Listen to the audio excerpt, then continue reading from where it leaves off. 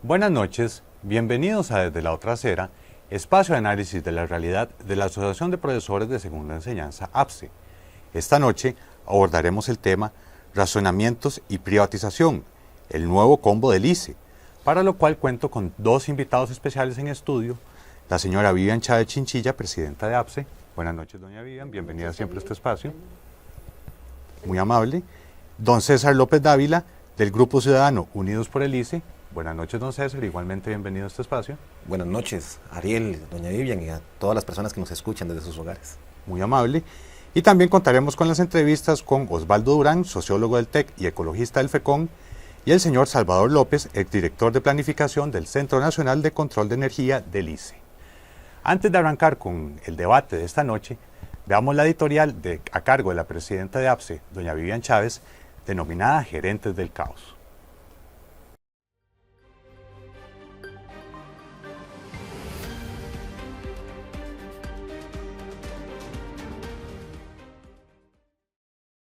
Muy buenas noches. Temor, enojo, confusión y angustia fueron las sensaciones que dejó el anuncio del presidente ejecutivo del ICE sobre los racionamientos de electricidad. E inmediatamente, con bombos y platillos, el presidente de la República, Rodrigo Chávez, anunció que esto era razón para convocar un proyecto de ley de privatización del mercado eléctrico. ¿Qué fue lo que pasó? Según la periodista Naomi Klein, la terapia de shock es una estrategia política y económica utilizada por los gobiernos de derecha autoritarios para implementar a la fuerza sus políticas impopulares. Consiste en asustar, alarmar e incluso castigar a la población por medio del sabotaje o la violencia para rápidamente aprobar leyes políticas que no se aprobarían en un contexto de calma y de debate público. ¿Y qué medidas se intentan implementar? Bueno, son siempre las mismas. Recortar toda inversión social y de salud, privatizar o vender instituciones estatales, y abrir la economía a agentes externos sin consideración por los agentes económicos internos. Este procedimiento de shock ha sido una de las características principales de los gobiernos neoliberales durante los últimos 40 años, con severas consecuencias para las personas trabajadoras y sus familias. Pasó en Chile en los 80, en Rusia en los 90, en Irak justo después de la guerra perpetrada por Estados Unidos, pasó en Argentina en los 80 con Menem y ahora de nuevo con Milei. Y es exactamente lo que está pasando en Costa Rica. No es casual que la crisis del faltante de agua potable se haya agravado con este gobierno. No es casual que el gobierno se negara por tanto tiempo a negociar con los especialistas de la caja hasta que fuera necesario contratar hospitales privados. No es casual que haya riesgo de racionamiento eléctrico después de casi 2 décadas. No es casual que el presupuesto de la educación se haya recortado hasta ser el más bajo de la década. No es casual que el gobierno no esté haciendo nada para mejorar la clara problemática de inseguridad. El presidente Chávez está siguiendo la receta clásica neoliberal. Como no logra aprobar sus leyes en la Asamblea Legislativa, está sembrando en la población la duda sobre sus instituciones, sobre sus empresas, sus tradiciones. Si se siembra la duda, se cosecha el caos.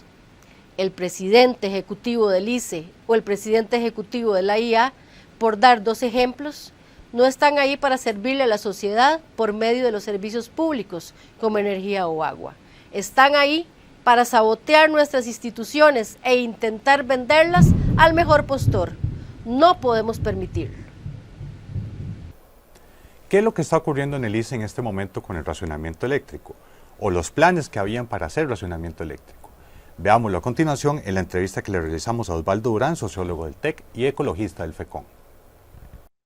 Buenas, buenas. Muchas gracias de nuevo por tener un espacio para poder conversar sobre estos temas que siguen siendo extremadamente importantes para el país. Yo creo que estamos viviendo la antesala de esto desde hace muchísimo tiempo. por el presagio uno puede sacar estos días y tal, pero esto se está desarrollando de tal manera y con tal nivel de improvisación, de falacias, de verdades a medias, mentiras a medias, y que en realidad uno se da cuenta que aquí hay una trama que está dirigida efectivamente a debilitar. Voy a usar esa palabra primero y luego voy a explicarla un poco desgranándola. Aquí tenemos un problema de impedir que tengamos toda la información necesaria. Se está ocultando información al país. Hay un discurso oficial por parte de la dirección del ICE y del gobierno y hay otro discurso real que la gente no conoce. Hay gente en el ICE que no está haciendo bien la tarea. O que, como diría el presidente, no se están comprando esa bronca de decirle al país exactamente qué es lo que está pasando. Aquí tenemos también un problema de incompetencias y de incompetentes, y creo que lo primero que hay que decir aquí, y lo digo, es que los incompetentes en el ICE no son casualmente todas las personas técnicas que desarrollan muy bien su trabajo y que, como se puede demostrar, han hecho una planificación adecuada del país. Planificación con la que, independientemente de si yo estoy de acuerdo por las fuentes que se quieren utilizar, por los proyectos que se quieren hacer, por los ríos que se quieren represar, por las intromisiones en comunidades, incluidos los territorios indígenas, ese es otro problema. Pero que hay planificación, hay planificación. El logro de todo esto anterior que hemos vivido con el ICE es que efectivamente ahora estamos en una supuesta crisis, porque chistosamente, como han salido tantos chistes en estos días, hasta la Virgen de la Cueva seguramente hizo las cosas bien para que lloviera, pero eso no es como se resuelven los problemas en este país. La proyección de la demanda de electricidad en un país como el ICE, y el ICE lo ha hecho muy bien durante toda su historia, se planifica con muchísimos años de anticipación. Se planifica en distintos escenarios de mediano, de corto, mediano y largo plazo. De tal forma que aquí no se vale venir a decir que estamos ante una crisis que era inevitable. De hecho, no ha habido racionamientos de electricidad. Esperemos a ver qué pasa en los próximos días. ¿Por qué suceden estas cuestiones que estamos viendo el día de hoy? Bueno, porque sencillamente las voces técnicas del ICE no han sido escuchadas y porque tenemos, y ahí yo adelanto esto, es decir, queremos hacer algo para mejorar el ICE. Bueno, lo primero que tenemos que hacer es sacar a los incompetentes del ICE. Y lo digo así, es decir, pueden estar muy comprometidos políticamente con el gobierno, eso no hay duda, pero que han hecho mal la tarea, la han hecho mal. La técnica en el ICE es de planificación a mediano, a menor, mediano y largo plazo, y aquí esa tarea ha sido totalmente incumplida por la gente que está allí al frente, y repito, nos han llevado a esto, haciendo pensar que sencillamente vamos a quedar a oscuras. Termino esta idea con lo siguiente. Una cosa es el servicio de electricidad como lo ha prestado el ICE y otra cosa es el servicio de electricidad desde la perspectiva privada. En todos los proyectos de ley se decía que la generación privada podía aumentar, por ejemplo, para que la gente lo vea así. Actualmente la ley 7200 permite proyectos de 20 megavatios como tope máximo a generadores eléctricos nacionales. Y cuando se trata de proyectos extranjeros o proyectos en sociedad con el ICE, que es la ley 7508, los proyectos pueden ser de hasta 50 megavatios. El anterior proyecto o la versión anterior del proyecto 23.414 proponía que esos topes pasaran de 20 megavatios con la 7200 a 50 megavatios y que pasaran de 50 megavatios con el proyecto DOT de construcción, operación y transferencia al ICE después de los 20 años de operación, si no se le renueva contrato, que esos pasaran de 50 megavatios hasta 100 megavatios. Uno podría decir, ahora tenemos un avance porque el nuevo proyecto o la nueva versión de este proyecto de ley ni siquiera menciona eso. Y no lo menciona no porque estemos dando un avance, sino porque estamos haciendo una regresión brutal en la que cualquier agente del mercado nacional de cualquier tipo, el ICE, una cooperativa, una empresa privada, póngale de las 30 empresas privadas que han estado operando a veces en este país, o cualquier otra persona que física o jurídica que opere cualquier sistema de generación de electricidad, se convierte en un agente del mercado, y ese agente del mercado puede producir, traficar o poner en venta en el mercado nacional o en el mercado regional su electricidad.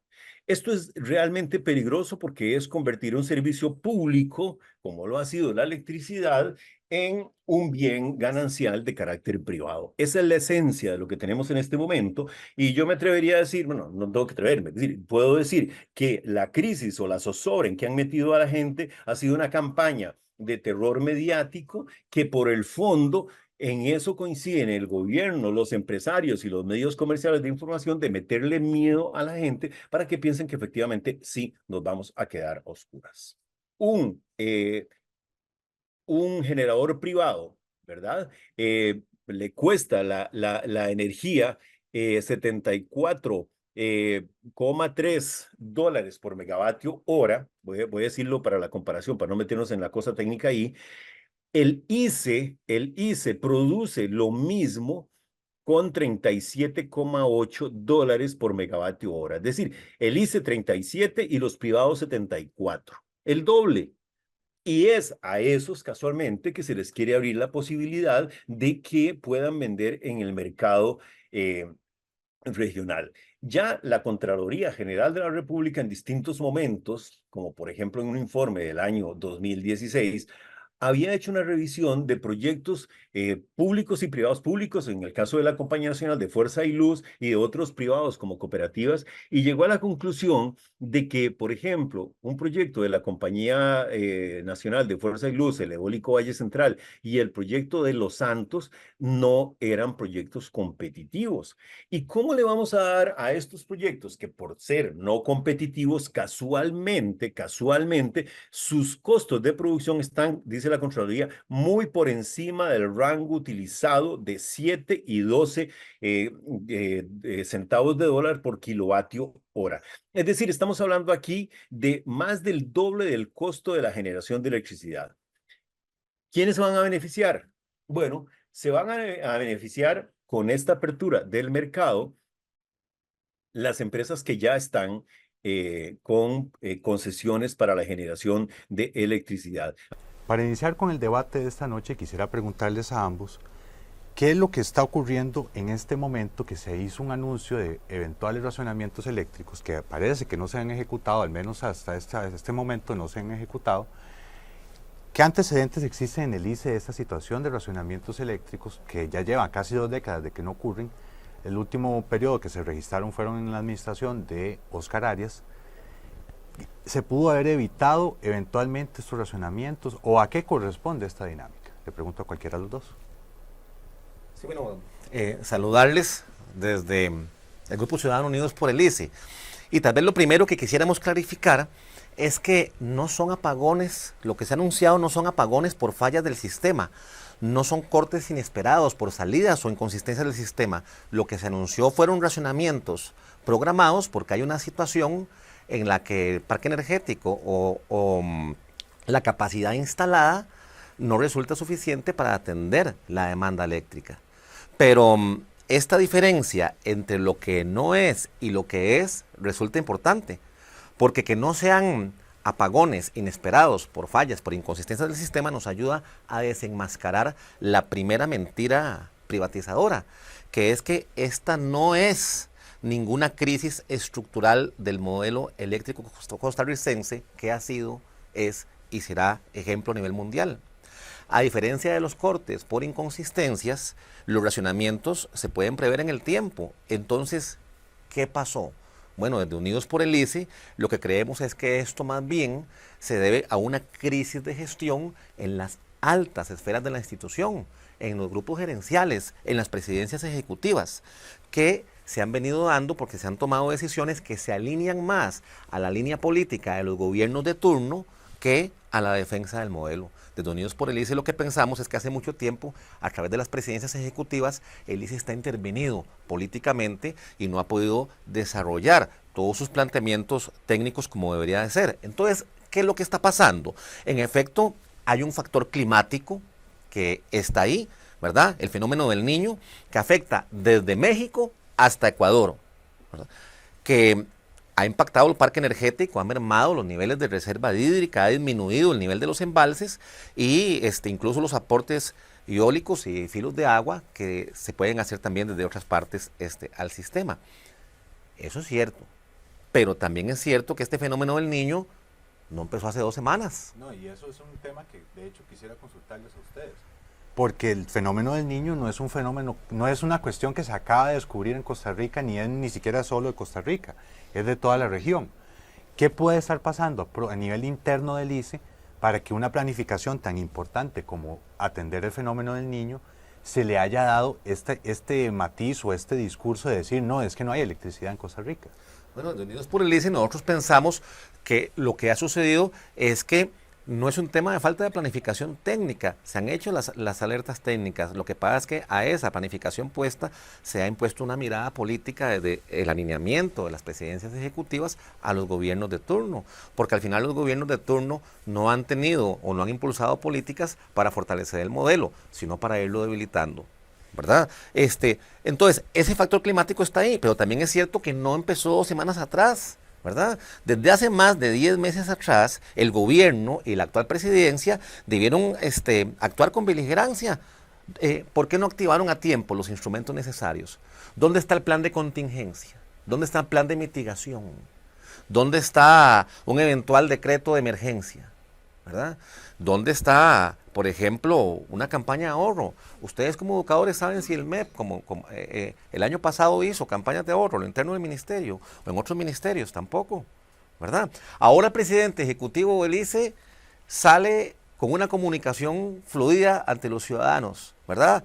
Todos los días, desde sus oficinas, desde Zapote. Bueno, creo que en la última cápsula, ¿verdad?, incluso le pusieron la camisa amarilla técnica del ICE, que por cierto habrá que decirle a don Marco Acuña que ponerse la camisa del ICE no es ponerse la prenda, es dejar de andar promoviendo proyectos privatizadores como el de armonización eléctrica en foros que realizan colegios profesionales. Eso sí sería ponerse la camisa técnica del ICE, más allá que ponerse la prenda. Pero volviendo al tema, hubo campañas de ahorro de energía en ese tiempo, antes de la sequía, cuando se pudo haber eso contribuido con el ahorro de alguna manera a proteger la baja en el nivel de los embalses. No la hubo, ¿verdad? Entonces, ¿qué es lo que ha estado pasando? Que los énfasis se han puesto en otro lado y no precisamente en la protección del modelo. Ariel, y esto no es, vamos a ver, el tema de hoy es la situación, ¿verdad?, del ICE, pero es la misma estrategia, las mismas técnicas que se han venido utilizando con otros sectores, ¿verdad? Vemos la situación de la baja en el presupuesto de la educación, vemos la situación de la IA, vemos la situación de la caja, en donde nos pretenden decir que está quebrado, ¿verdad? Y los expertos dicen todo lo contrario, y entonces ahora con el ICE es el que nos toca, ¿verdad? Es como parte de la misma seguidilla de decir, los servicios en Costa Rica no sirven, tenemos que cambiarlos, tenemos que abrir el mercado y tenemos que privatizar. De hecho, incluso la presidenta ejecutiva de la Caja dijo, ¿verdad?, privatizar no es pecado, no sería raro escuchar por ahí, ¿verdad?, alguna otra retórica similar también en el ICE. Sin embargo, el problema es que ha sido tan descarado que por dicha buena parte de la ciudadanía ha estado reaccionando en todos los lugares acerca de estos anuncios del racionamiento, que incluso por ser impopulares es que también pienso yo, que se han detenido con el contexto o con la excusa de que es que ha llovido mucho, ¿verdad? Pero está siendo muy impopular y recordemos también que eso es parte del punto medular de este gobierno, ¿verdad? Ellos no soportan verse impopulares, que la popularidad de ellos caiga, ¿verdad? Entonces, por ahí lo han sostenido, pero esto es parte de la misma estrategia de todos los gobiernos neoliberales, incluyendo ¿verdad?, que se pasa populista. Hay algo que menciona doña Vivian y es muy serio, que es la estrategia privatizadora, que parece que es lo que despierta al menos la sensación que genera la reacción del Poder Ejecutivo, porque en otras situaciones, por ejemplo, el gobierno ha salido a defender y a decir, no, nos vamos a comer la bronca, como es el dicho de ellos, ¿verdad? Y de decir, bueno, aquí está la solución. En este caso, más bien, armaron más rápidamente toda una excusa para decir por qué tienen que reabrir el proyecto de Iquis, que es un tema que ya estaba cerrado, claro, o reciclando algunos temas que vienen propiamente de lo de la armonización y la generación de generadores privados propiamente. ¿Quiénes son los sectores que están interesados de este fracaso en el ICE? ¿O a quiénes les interesaría ver que el ICE realmente llega a colapsar? Bueno, históricamente han habido intereses que han impulsado, no desde este gobierno, de muchos gobiernos atrás, intereses privatizadores, ¿verdad? Empezando por el combo del ICE, que fue detenido, ¿verdad? Por la ciudadanía, pero también del 2006 al 2010 se intentaron impulsar en el gobierno de Óscar Arias una ley general de electricidad que también tenía importantes aspectos privatizadores. Del 2010, en el gobierno siguiente, de Laura Chinchilla, también lo que se llamó ley de contingencia eléctrica tenía una marcada tendencia privatizadora. Y así pasando inclusive hasta el anterior gobierno de Carlos Alvarado, donde los primeros textos de generación distribuida, ¿verdad?, de recursos distribuidos también tenían componentes que debilitaban el modelo. Por eso nosotros, desde Unidos por el ICE, lo que hemos dicho es que, bueno, como se ha demostrado, no es una crisis del sistema eléctrico. El carro funciona bien. Lo que pasa es que si usted le desperdicia la gasolina y no le pone un buen chofer, y no le da mantenimiento, y no le hace inversión, y no le cambia llantas, el carro se va a varar. Y si ¿verdad? le afloja los tornillos, peor, ¿verdad? Pero no es por fallas del vehículo, Exactamente. es por temas de inversión, es por temas de mantenimiento, es por temas de postergación. Entonces, ¿qué es lo que ha pasado? De ahí, al ICE se le han puesto amarras, ¿verdad? Ustedes como educadores saben lo que la ley del combo fiscal, más llamada el fortalecimiento de las finanzas públicas, hizo en los presupuestos del ministerio y las juntas de educación y de los recursos. Bueno, ahora, ¿cómo afectó la regla fiscal a una institución como el ICE, dinámica? Y no solo la regla fiscal, políticas internas antes de que entraran en vigencia, que venían desde gerencias y presidencias ejecutivas, que hacían un verdadero viacrucis el tema de las compras. Bueno, y desde excusas desde atrás, incluso con el TLC, ¿verdad? Y comenzamos a ver el manoseo, como quien dice, ¿verdad? Con excusas de tratados y otras cosas. Pero inclusive yendo más atrás, porque yo quisiera traer a colación una situación, una vivencia personal que fue en el combo del ICE, que en su momento yo estaba en el Liceo Laboratorio, y aprovecho para saludar a mis exprofesores del Liceo Laboratorio, en especial a Yubi Bonilla, quien visualiza este programa todos los jueves, y ellos nos pusieron en su momento un reto muy interesante como educadores, que fue formar un foro entre los estudiantes y ponernos a defender las posiciones a favor y en contra del combo. Obviamente yo estaba en contra. El punto es que en ese momento se sacaron muchas cosas que de hecho nos sirvieron para contrarrestar las mentiras que salían en la misma prensa. ¿Qué ha pasado y ahora lo pregunto aprovechando la ocasión que César comentaba, propiamente doña Vivian, ¿qué ha pasado con la concientización de los costarricenses acerca de su uso de su recurso eléctrico? Eso se ve en alguna medida dentro de los aulas, se concientiza, o la misma dinámica de los docentes les permite enseñar el aprovechamiento de los recursos, como ocurre con el agua igualmente. Me parece que se da en algún término, ¿verdad? Pero de forma muy escasa. De por sí recordemos que nosotros los educadores, y no estoy diciendo que no enseñemos nada, ¿verdad? Pero nos hemos convertido en administrativos, ¿verdad? En donde tenemos que llenar una serie de papeles, ¿verdad? Tenemos que tener documentos al día, y eso desgraciadamente pues nos ha enfocado en otras cosas, por una parte. Por otra parte, tenemos una serie de leyes que a veces no nos permite ser tan abiertos, ¿verdad? So pena de, ¿verdad? Incluso ser susceptibles de un disciplinario, de la ley 9999, ¿verdad? Si ya se pareciera que se está dando algún lineamiento político, ideológico u otro, ¿verdad? Pero en sí, digamos, sobre el recurso en particular, me parece que sí, pero no se aprovecha, y no lo digo que porque sea culpa de los compañeros que están en las aulas o que estamos en las aulas, sino por el enfoque que tienen los mismos programas de estudio, ¿verdad? Continuemos aprendiendo un poco más cómo funciona el ICE y cómo funciona la distribución de la electricidad en Costa Rica en la entrevista que le realizamos al señor Salvador López, exdirector de planificación del CENSE. Sí, bueno, muchas gracias por la invitación para participar en este programa. Bueno, en primer lugar, esta es la suma de una serie de cosas que se han venido dando. Podemos decir que esta alerta de racionamiento que se ha dado por parte del ICE obedece a que los embalses de seguridad que tenía el Sistema Eléctrico Nacional, que normalmente se tienen disponibles hasta finales del verano, en este caso se agotaron. ¿Por qué se agotaron y por qué quedamos en esta condición? Eso tiene que ver un poco por la forma en que se ha venido tratando para las instituciones del Estado. Aquí hay una pérdida de autonomía, y una institución tan técnica como el ICE, para mí, y prácticamente aún más técnico, la parte del operador del Sistema Eléctrico Nacional, se ha venido perturbando, digamos, por los intereses de los gobiernos de turno. En este caso, en particular del gobierno de Chávez Robles, desde el principio se dio una intervención muy fuerte en el ICE que fue el exigir, solicitar que se hiciera reducciones de tarifas, y las reducciones de tarifas han ido presionando tan fuertemente al ICE que entonces se hacen independientemente de las condiciones internas de la institución.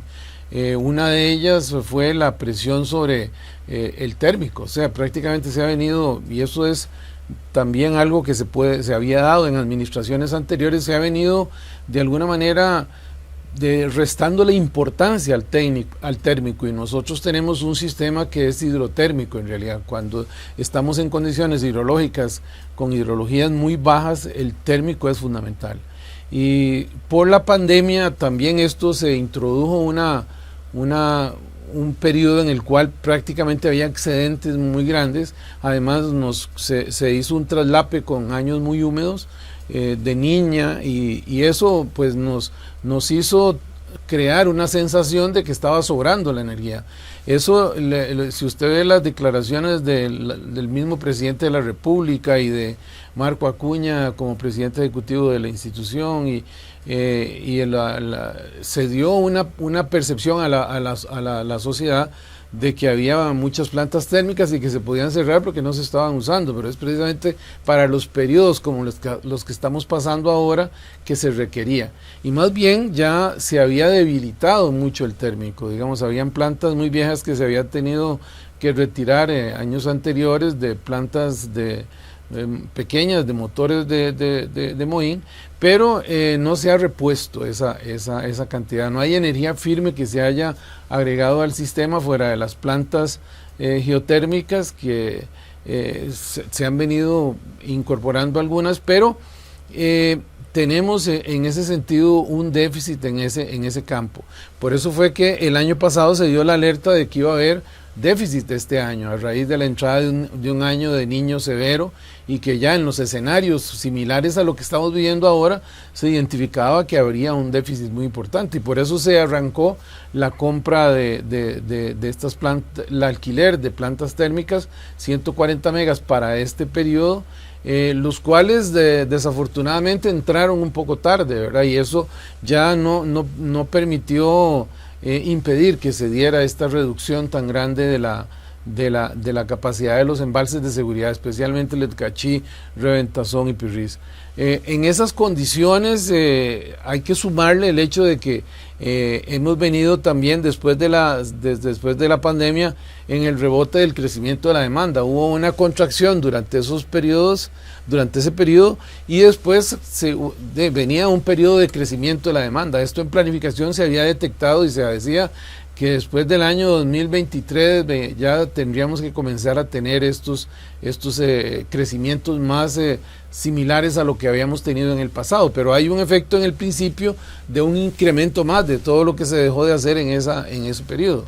Eso sumado a que ya en un año seco como el que tenemos, o de niño, ya tenemos temperaturas más altas, hay más incorporación de aire acondicionado, y normalmente hay un comportamiento en el aire acondicionado que cuando usted ya lo compra y ya lo tiene ahí disponible, normalmente se va acomodando a usarlo, y entonces ya independientemente de que era, digamos, temperaturas que antes no requería, ya después se van haciendo temperaturas que la gente lo va usando más.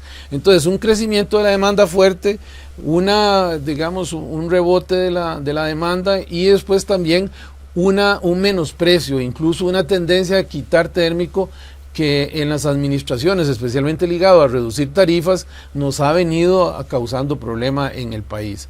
también aquí hay que tener en cuenta que el llegar a una condición como esta obliga a entender que esto no es nada como pasajero o insignificante. Esto tiene un gran peso. El hacer una alerta de racionamiento es un impacto grande sobre el país, es de alguna manera perder la reputación del sistema eléctrico, y más cuando se está en una condición como la actual, que se dice que vamos a tenerlos, que ya se suspende un día, se suspende 8, ahí la zozobra continúa de cómo va a ser esto, si va a haber o no va a haber, y esto genera, digamos, hacia afuera también un riesgo también de que se pierda la credibilidad en el sistema eléctrico de Costa Rica.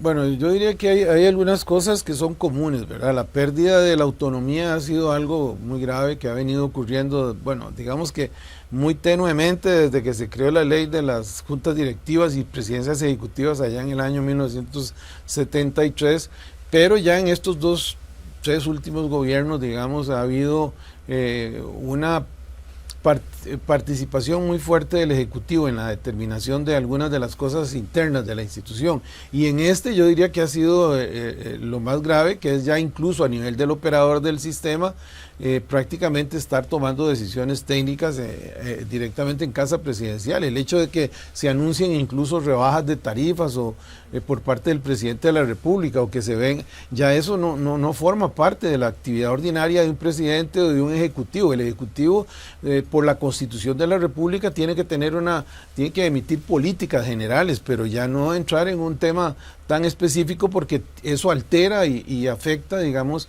el discurrir de técnico, objetivo, y y esa independencia técnica que tiene que tener una institución que maneja un mercado y un sistema eléctrico. A mí me parece que ahí es donde ha estado el tema más delicado en esto, y que definitivamente impidió que llegaran a tiempo estas plantas de emergencia, porque era una emergencia no del ICE, era nacional. Para continuar con el debate de esta noche, le consulto a ambos, ¿qué medidas habría que tomar como sector costarricense, digo yo, como sectores sociales, para garantizar, para procurar, para defender que el ICE siga brindando un servicio de calidad, sobre todo sobre algo tan fundamental como la generación eléctrica, y sobre un bien que resulta indispensable para el desarrollo de todos los costarricenses, más allá de la actividad que llevemos a cabo?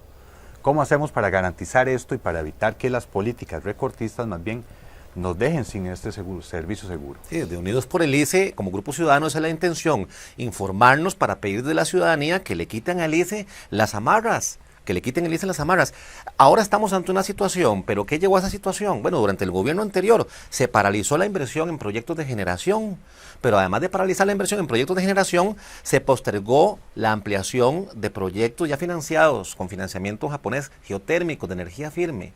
Borinquen 1 se corrió, Borinquen 2 se sacó de la cartera de proyectos, y además se anunció el recorte de plantas térmicas, ¿verdad? De Garavito y de otras, de Moín, querían desmantelarla por completo, dejaron algunos módulos porque hubo oposición técnica que dijo, es necesaria, entonces paralizan la inversión, postergan la ampliación, cierran el respaldo térmico, y este gobierno viene a decir, yo no fui, fue TT. No es cierto, don Marco Acuña fue gerente de energía durante la administración anterior, anunció a principio de año también que iba a continuar en la Asamblea Legislativa, anunció en la Comisión de Energía la reducción de plantas térmicas, ¿verdad? Porque por una falsa concepción de ahorro, de supuesto abaratamiento de tarifas, que en el fondo han sido competitivas y que al final nos resultó muy caro a los costarricenses, ¿verdad? Entonces, ¿qué hay que hacer? Soltarle al ICE todas esas amarras, ¿verdad? Y también como costarricenses ser críticos y ver que un presidente de la República como don Rodrigo Chávez fue ministro de Hacienda durante 6 meses del gobierno anterior. Tampoco puede decir yo no fui, fue TT. No puede decir eso. No vio como ministro de Hacienda aprobada la regla fiscal que afectaba a una institución como el ICE. No, de eso no nos habla. Sí nos habla en las conferencias de prensa que dice que la solución es la armonización del mercado eléctrico. ¿No es cierto? ¿Es que acaso los proyectos de generación privada que quieren promover tienen embalses y funcionan a filo del río y se afectan con las sequías y con la falta del aporte del viento? ¿verdad? Y no le dice a los costarricenses que un proyecto como el de armonización tiene criterios de servicios técnicos de la Asamblea Legislativa, de la Dirección Jurídica del ICE, de la Procuraduría General de la República, diciendo que puede encarecer tarifas. No les luce la situación. En efecto, desde la ciudadanía tenemos que activarnos, tenemos que informarnos y no dejar que nuevamente nos vayan a cambiar oro por cuentas de vidrio. Claro. Definitivamente, Ariel, como hablábamos al inicio, eso es parte de un todo, ¿verdad?